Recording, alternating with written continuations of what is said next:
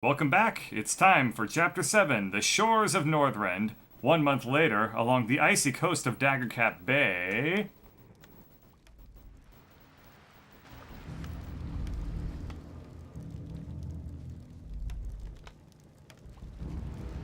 This is a light-forsaken land, isn't it? You can barely even see the sun. This howling wind cuts to the bone and you're not even shaking. My lord, are you all right? Captain, are all my forces accounted for? Nearly. There are only a few ships that... Very well. Our first priority is to set up a base camp with proper defenses. There's no telling what's waiting for us out there in the shadows.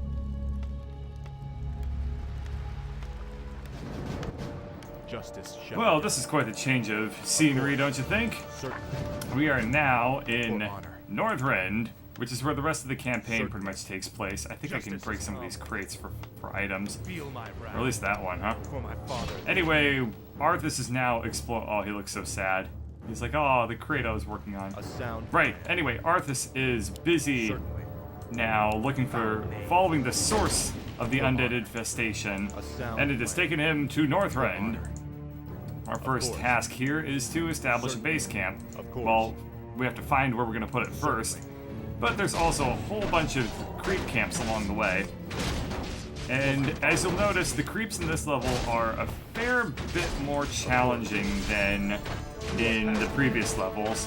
And the game intelligently starts us off just fighting those sorts of enemies to get us used to the fact that the enemies in this part of the campaign are going to be much trickier. As you can see, a lot of them have higher levels, like 4s and 6s popping up, which matches what we have for Arthas, who's level 7, a lot more so than beforehand, where the highest level we would see would be 3 or 4. I also popped a scroll of protection again on my units so that they won't take as much damage, and we also needed to go ahead and free up a little bit of inventory space while we collect things like the Scroll of the Beast here, which will increase our attack rate and damage a little bit. For honor. And in general, we're just going to be looking around and fighting a whole lot of neutral creep camps.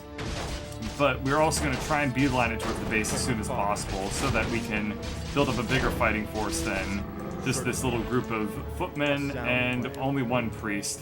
One priest is not A sound very... It doesn't put out a whole lot of healing presence, I course. think. A sound ice trolls. Yes, thank you for the contribution there, Arthas. Anyway, yes, as you can see, they now have priests, which cast healing. The Berserker had the heal effect on him for a second, just like our priests. Of course. And that means when we fight these much higher level creep camps, we need to be making sure that we are targeting the priests as we see them, because otherwise it will just heal all the damage that we do, and it will take much longer to kill the creeps than it should. This warlord has the true shot aura going on around him, which means that all of the ranged attackers near him get a bonus to their damage, and you'll just see lots of things like auras and other such sort of special abilities as we move through these higher level creep camps. You'll also notice that we have a special guy here, the captain. I am ready. The captain is basically like a diet hero. Of course. He's sort of like a super unit, just like a regular unit that's all beefed up.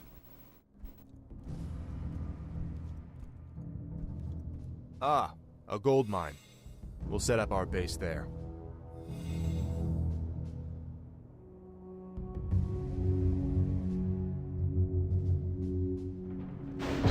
We're under attack. Take cover. Bloody hell. You're not undead. You're all alive. Muradin? Muradin Bronzebeard, is that you? Damn, boy. I never imagined that you'd be the one to come to our rescue. Rescue? Muradin, I didn't even know you were here. Oh, well, just the same, lad. I could use your help. My mates and I were attacked and we got separated. I'd appreciate any backup you could give me. Of course I'll help Muradin. Let's move. Alright, now that we've gone ahead and made our base, which was built up entirely instantaneously, we now have a little sub-objective going on.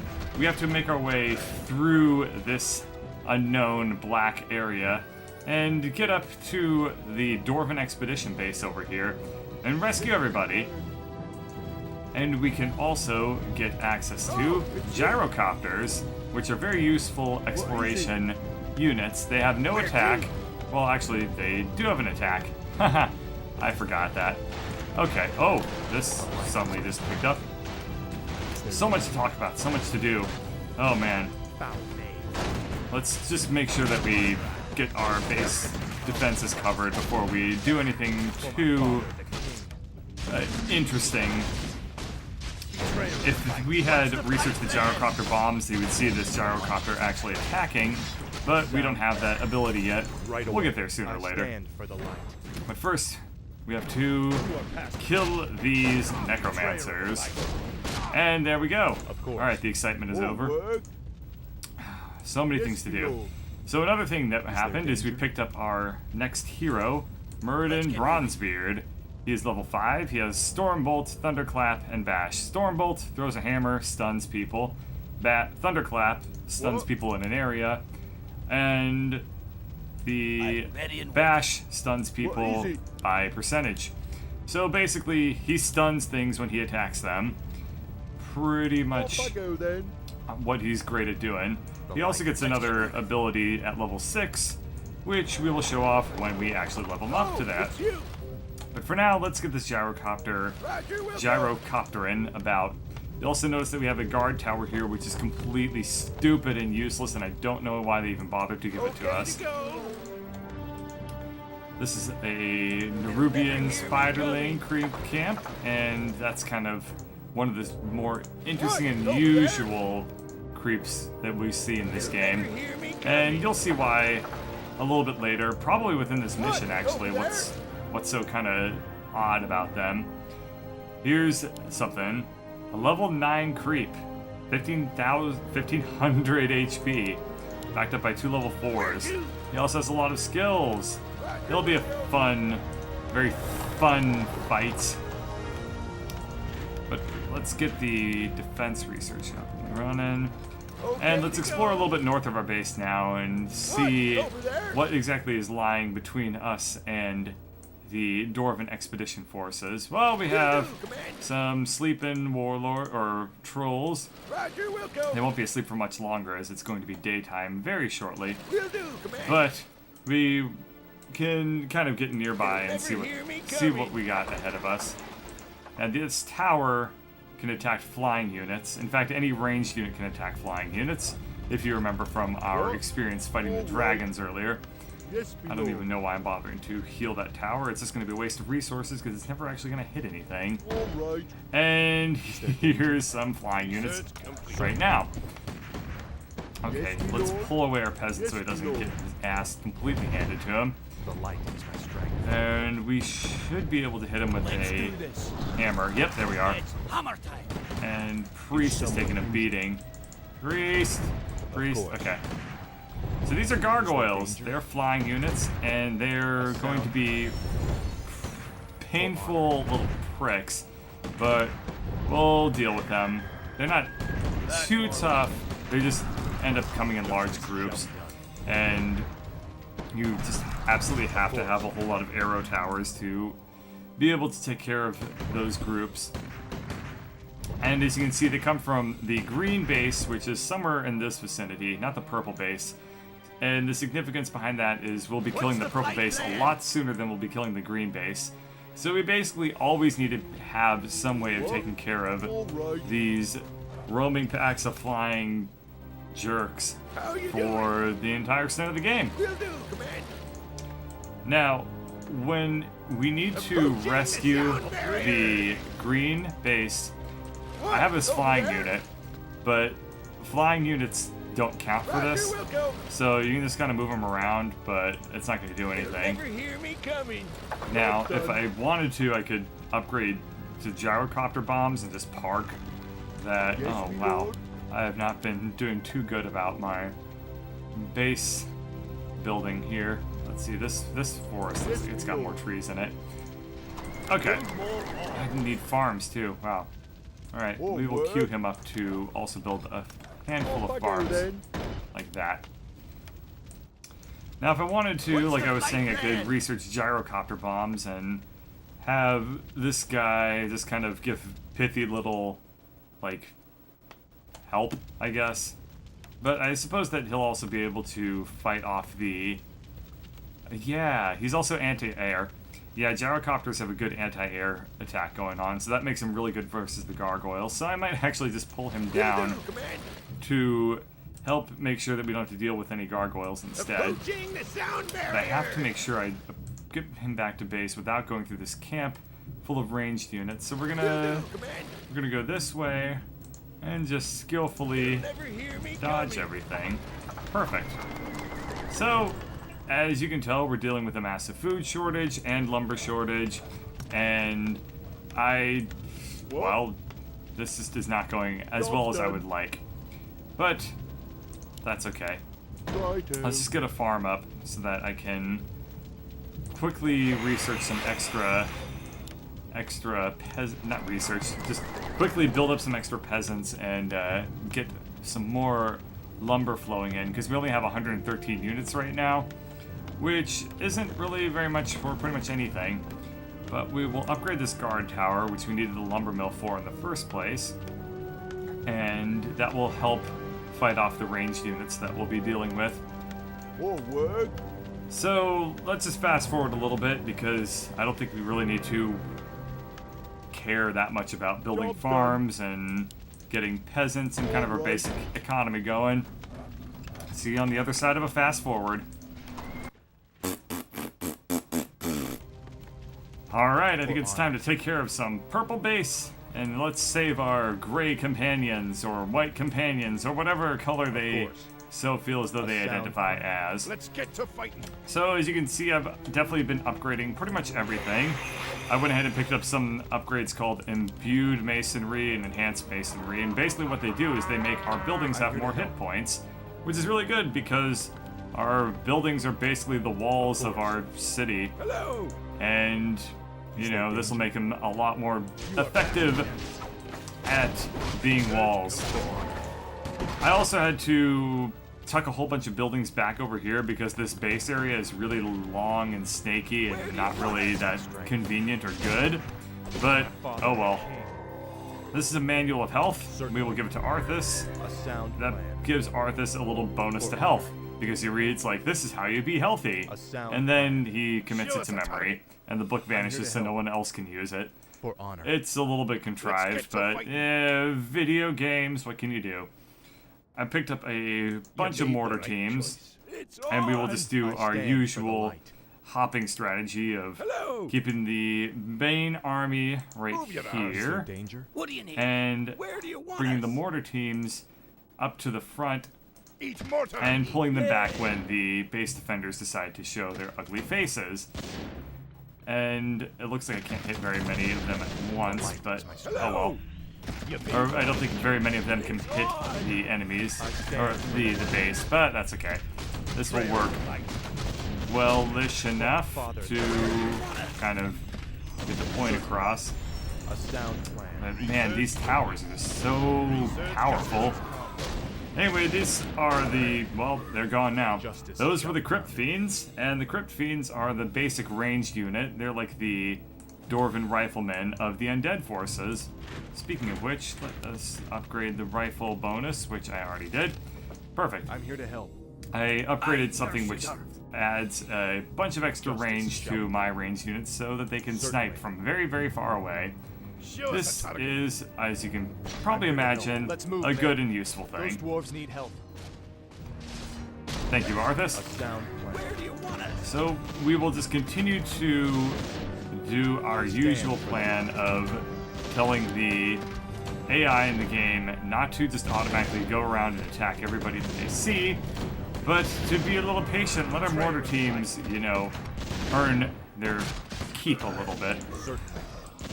Okay, we killed their ability to make units, so we'll just kill their graveyard now, which allows them to research upgrades and other such things.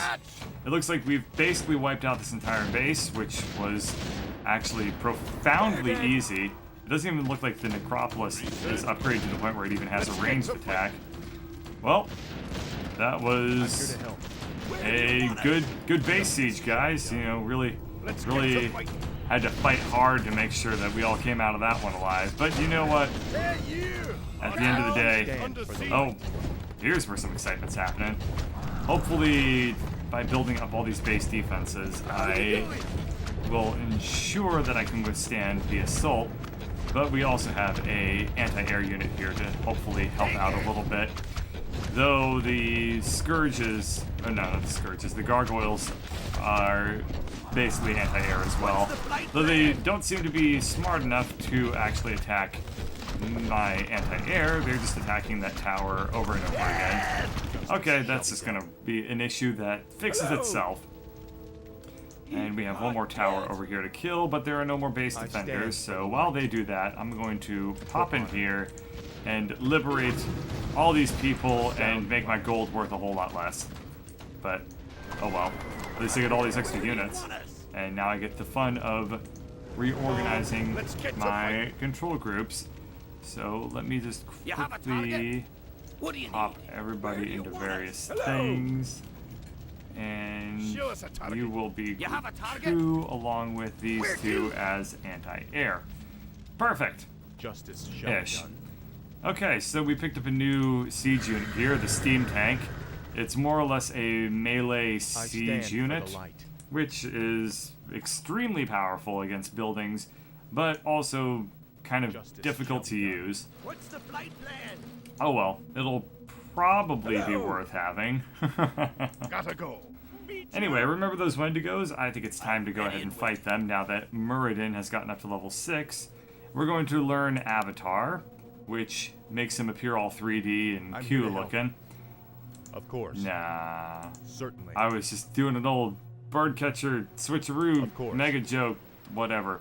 Anyway, Avatar gives him a boost to health and attack, and makes him super cool looking, actually. I stand for so I guess I wasn't completely lying when I said he was all 3D and cool looking, because he actually sort of does become such a way. Anyway, let's fight some Wendigos and activate Avatar. As you can see, he's made out of steel now, and he looks super cool. And all of his spells tend to do a lot more damage and have much higher percentages and stun times and whatnot. We will kill the Wendigo. He had an Ankh of reincarnation, which means we have to wait a couple seconds until this beam of light makes him reappear. Just like in Dota 2 when you, or the original Dota, I guess I should say, when you fought the boss thing, and you picked up the cool thing that made you all invincible, or not invincible, just made you resurrect, just like that thing. What did I say? I said he made him resurrect. You can't prove that I didn't make him say that. Muradin, pick up this potion because why not? As you can see, Avatar kind of cools down or wears off after a short period of time, but it takes a really long time, so I guess that makes it the opposite of a short period of time, huh? While we're cleaning up creeps, I don't think it's actually worth doing this, but we should kill those Nerubians. And I want to really do this just mainly for the fact that, well, let's just swoop down this flying unit over here, and I can just reveal to you what the gist was, what was up with them. If you remember what the Crypt Fiends look like, these are them. The Crypt Fiends were like descended from these guys or something weird like that. I don't know. It was super freaky looking. Certainly. But yeah, that's why that was the big reveal. Okay to go. And it was super creepy and really cool as a little kid when I saw all that. But now, kind of looking at it, it's like, oh, that lost a lot of its punch. Huh. Oh well. Let's pick up a couple more upgrades. As you can see, we can now make steam tanks, but we're not going to because that's not really all that useful. We already have a bunch of mortar teams as it stands, so our siege units are pretty much covered. I don't think we're going to need any extra help, especially not this late in the game, and especially not at this difficulty level. I'm here to help. I'm moving up this way, and I have not explained why I'm doing that, but as you can probably imagine, there are enemies this direction, and snow, which lands in a perfect straight line. Yeah, so the snow in this game is kind of bound to these weird rectangles that you lay down, and it's really difficult to get them to appear a lot more natural than just perfect straight lines. I want that base leveled. So this base siege is actually super duper hard because we have to attack uphill, which means all of our ranged units have a chance to miss, and we don't have very many melee units whatsoever. But I'm sure it'll work itself out, because why wouldn't it? Nothing bad ever happened to anybody in the history of anything. Let's go ahead and cast our nukes on pretty much everything we can throw nukes at here. And hopefully it looks like everything's doing reasonably well at surviving. But we are taking quite a bit of hits from that tower. So let's pull things back as needed and definitely make sure that our gyrocopters don't explode like they just did. Oh man, I lost one unit. How will I ever deal with... I don't know how I'll ever move on from this crippling, horrible loss of one guy when they have lost oh so many. Uh-oh, steam tank, pull back, pull back. Oh yeah, the steam tank's also honk. I love the humor in this game sometimes. Okay, let's definitely be careful as always and make sure that our steam tanks don't just charge off blindly into battle, and our footmen don't also do the exact same thing. And we will just make sure that our siege units are being intelligently used, as I quickly pretty much have completely lost control of all micro in this entire battle. But hey, whatever, we'll go ahead and make sure that we kill their lich at least, because, well, it gotta seem like I planned something instead of just basically attack moving and hoping for the best. Sacrificial pits. They're neat. They make invisible spy enemies, but they can't do anything to me because I have magic sentries. They make my towers see invisible units. I don't think I explained that yet. And it's also not useful whatsoever because the AI doesn't really care about such things as not being able to see the map. Definitely in Warcraft II, they could see the map no matter what, and they had no reason to ever do base exploration, or map exploration. So they would always know where your base was, no matter how weird the map layout was or anything like that. And that was super duper unfair. But the AI in Warcraft 2 it was weird. Like, you couldn't set up teams. The AIs, no matter what, would always fight you and only you. Like, you couldn't have them fight each other. You couldn't have, like, the enemy is my friend type of situation going on. Because basically everyone hated you. And it was just like real life. Yeah, I'm sure you were a popular dude in high school. Oh look, we beat the map. Time for a cutscene. I know I was popular in high school. All right, Muradin. What were you doing up here anyway? Well, lad, there's an ancient waygate that lies somewhere in this glacial wasteland. Supposedly, it transports you to a hidden vault where a rune blade named Frostmourne is held. We came here to recover Frostmourne, but the closer we came to finding the waygate, the more undead we encountered. Prince Arthas, we haven't found any trace of Mal'Ganis. No matter. He can't hide from me forever. Captain, I want you to establish this site as our primary base. Yes, my lord.